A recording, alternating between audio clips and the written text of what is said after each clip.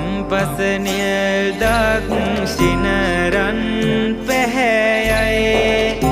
වම් අතරන් පැහැයෙන් යොතෝ නෙලොමයි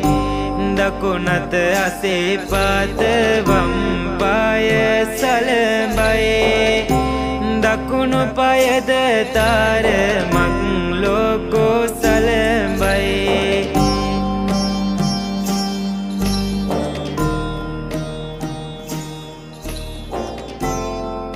අන්න එසේ තම ස්වාමියා වෙනුවෙන් පතිවෘතා බල තෙද වික්මය පාමින් මුළු පුරවරයම